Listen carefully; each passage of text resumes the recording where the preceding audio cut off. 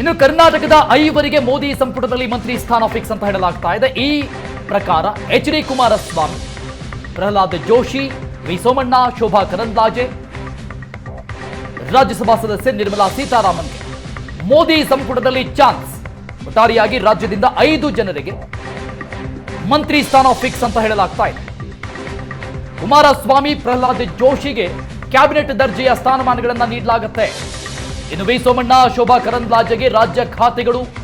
ಒಟ್ಟಾರೆಯಾಗಿ 2 ಒಕ್ಕಲಿಗ, ಒಬ್ಬ ಬ್ರಾಹ್ಮಣ, ಒಬ್ಬ ಲಿಂಗಾಯತರಿಗೆ ಸ್ಥಾನ ಸಿಗುತ್ತೆ. ಇನ್ನು ಪಕ್ಷವಾರು ಜೆಡಿಎಸ್ನಿಂದ 1, ಬಿಜೆಪಿಯಿಂದ 4 ಮಂತ್ರಿ ಭಾಗ್ಯ ಒಲಿತಾ ಇದೆ. ಎಚ್.ಡಿ. ಕುಮಾರಸ್ವಾಮಿ, ಜೋಶಿಗೆ ಕ್ಯಾಬಿನೆಟ್ ಆದರೆ ಸೋಮಣ್ಣ, ಕರಂದ್ಲಾಜೆಗೆ ರಾಜ್ಯ ಖಾತೆ. ಇನ್ನು ಕರ್ನಾಟಕದಿಂದ ರಾಜ್ಯಸಭಾ ಸದಸ್ಯೆಯಾಗಿರುವಂತಹ ನಿರ್ಮಲಾ ಸೀತಾರಾಮನ್ ಅವರಿಗೂ ಕೂಡ ಮಂತ್ರಿ ಭಾಗ್ಯ ಫಿಕ್ಸ್ ಅಂತ ಹೇಳಲಾಗ್ತಾ ಇದೆ. ಒಟ್ಟಾರೆಯಾಗಿ ರಾಜ್ಯದಿಂದ 5 ಮಂತ್ರಿ ಭಾಗ್ಯ ಒಲಿತಾ ಇದೆ. ನಮ್ಮ ಸ್ಕ್ರೀನ್ ಮೇಲೆ ನೋಡ್ತಾ ಇದ್ದೀರಾ, ರಾಜ್ಯದ 5 ಮಂತ್ರಿ ಭಾಗ್ಯ. ಯಾರಿಗೆ ಯಾವ ರೀತಿಯಾದಂತಹ ಸ್ಥಾನಮಾನಗಳು ಲಭಿಸುವಂತಹ ಸಾಧ್ಯತೆ ಇದೆ ಅಂತ.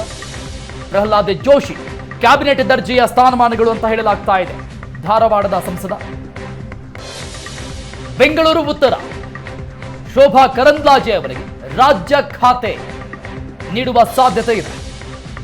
ಕೇಂದ್ರದ ರಾಜ್ಯ ಖಾತೆ ಲಭಿಸುವ ಸಾಧ್ಯತೆ ಇದೆ. ಇನ್ನು ತುಮಕೂರು ಸಂಸದ ವಿ ಸೋಮಣ್ಣ ಅವರಿಗೂ ಕೂಡ ರಾಜ್ಯ ಖಾತೆ ನೀಡುವಂತಹ ಸಾಧ್ಯತೆಗಳು ಹೆಚ್ಚಾಗಿ ಕಂಡು ಬರ್ತಾ ಇದೆ. 5 ಜನರ ಲಿಸ್ಟ್ ಅಲ್ಲಿ ವಿ ಸೋಮಣ್ಣ ಕೂಡ ಇದ್ದಾರೆ.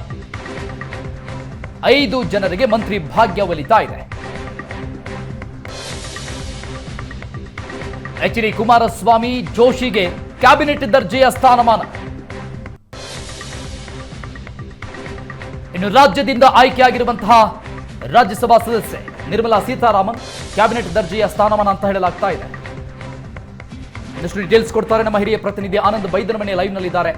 ಆನಂದ್, ಜಾತಿವಾರು ಲೆಕ್ಕಾಚಾರವನ್ನು ನೋಡ್ತಾ ಇದ್ರೆ ಕೆಲವಷ್ಟು ಅಳೆದು ತೂಗಿ ಸ್ಥಾನಮಾನಗಳನ್ನು ನೀಡೋದಕ್ಕೆ ಬಿಜೆಪಿ ಮುಂದಾಗಿದೆ. ಎಸ್ಸಿ ಮತ್ತು ಒಬಿಸಿ ಆ ಕಡೆ ನೋಡ್ತಾ ಇದ್ರೆ ಯಾವುದೇ ಸ್ಥಾನಮಾನಗಳು ಲಭ್ಯವಾಗಿಲ್ಲ. ಆ ಬಗ್ಗೆ ಸೆಕೆಂಡ್ ಟರ್ಮ್ ನಲ್ಲಿ ನಿರ್ಧಾರ ತೆಗೆದುಕೊಳ್ಳಲಾಗುತ್ತಾ?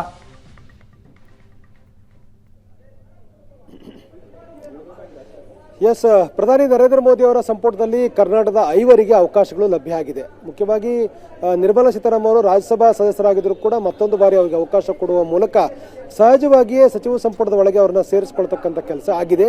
ಇನ್ನುಳಿದ ಹಾಗೆ ಎಚ್.ಡಿ. ಕುಮಾರಸ್ವಾಮಿ ಅವರು, ಪ್ರಹ್ಲಾದ್ ಜೋಶಿ ಅವರು, ಶೋಭಾ ಕರಂದ್ಲಾಜೆ ಮತ್ತು ವಿ ಸೋಮಣ್ಣ ಇವರಿಗೆ ಅವಕಾಶವನ್ನು ಕೊಡಲಾಗಿದೆ. ಈ ಮೂಲಕ ಕರ್ನಾಟಕದ 5 ಪ್ರಧಾನಿ ನರೇಂದ್ರ ಮೋದಿ ಅವರ ಸಂಪುಟದಲ್ಲಿ ಸಚಿವರಾಗಿ ಅಧಿಕಾರವನ್ನು ಸ್ವೀಕಾರ ಮಾಡ್ತಾ ಇದ್ದಾರೆ. ಸಹಜವಾಗಿ ಇದು ಜಾತಿ ಸಮೀಕರಣ ಲೆಕ್ಕಾಚಾರದಲ್ಲಿ ನೋಡ್ತಾ ಇದ್ರು ಕೂಡ ದಲಿತ ಮತ್ತು ಹಿಂದುಳಿದ ವರ್ಗವನ್ನು ಹೊರತುಪಡಿಸಿದರೆ ಉಳಿದಿರುವ ಹಾಗೆ ಮೇಲ್ವರ್ಗಕ್ಕೆ ಸೇರಿರ್ತಕ್ಕಂಥ ಲಿಂಗಾಯತ ಮತ್ತು ಒಕ್ಕಲಿಗರು ಮತ್ತು ಬ್ರಾಹ್ಮಣರಿಗೆ ಅವಕಾಶಗಳು ಸಿಕ್ಕಿದೆ ಅಂತಕ್ಕಂಥ ಒಂದು ಚರ್ಚೆ ಪಕ್ಷದ ಪಡಸಾಲೆಯಲ್ಲಿ ನಡೀತಾ ಇರುವಂಥದ್ದು.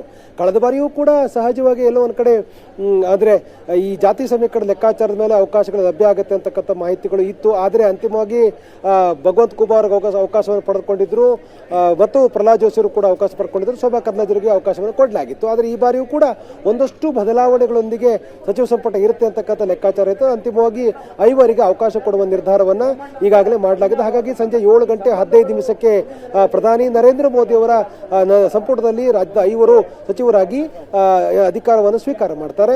ಹಳೆ ಮೈಸೂರು ಭಾಗದಲ್ಲಿ ಬರತಕ್ಕಂಥ ಎಚ್.ಡಿ. ಕುಮಾರಸ್ವಾಮಿ ಅವರು ಮಿತ್ರ ಪಕ್ಷವಾಗಿರುವಂತಹ ಜೆಡಿಎಸ್ ಮೂಲಕ ಸಚಿವರಾಗ್ತಾ ಇದ್ದಾರೆ. ಇನ್ನೊಂದು ಕಡೆ ವಿ ಸೋಮಣ್ಣ ಅವರು, ಶೋಭಾ ಕರಂದ್ಲಾಜೆ ಅವರು ಕೂಡ ಸಚಿವರಾಗಿ ಪ್ರಮಾಣ ವಚನ ಸ್ವೀಕಾರ ಮಾಡ್ತಿದ್ರೆ.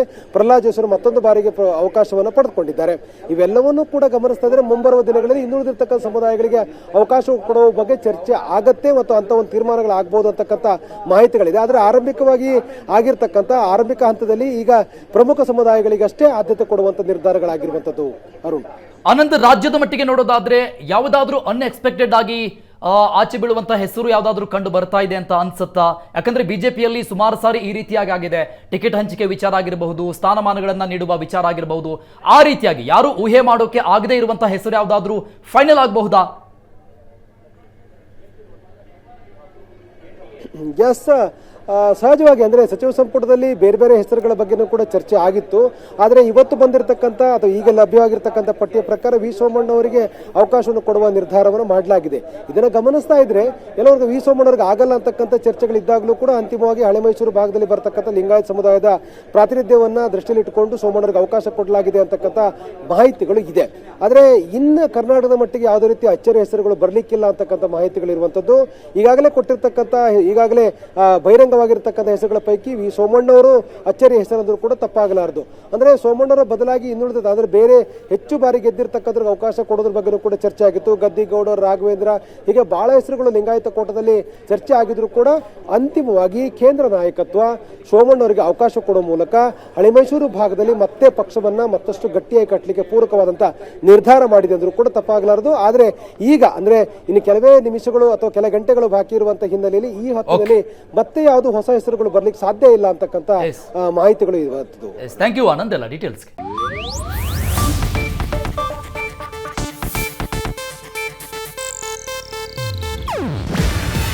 ಇದು ಏಷ್ಯಾನೆಟ್ ನ್ಯೂಸ್ ನೆಟ್ವರ್ಕ್ ಪ್ರಸ್ತುತಿ. ನೀವು ನೋಡ್ತಿದ್ದೀರಾ ಏಷ್ಯಾನೆಟ್ ಸುವರ್ಣ ನ್ಯೂಸ್.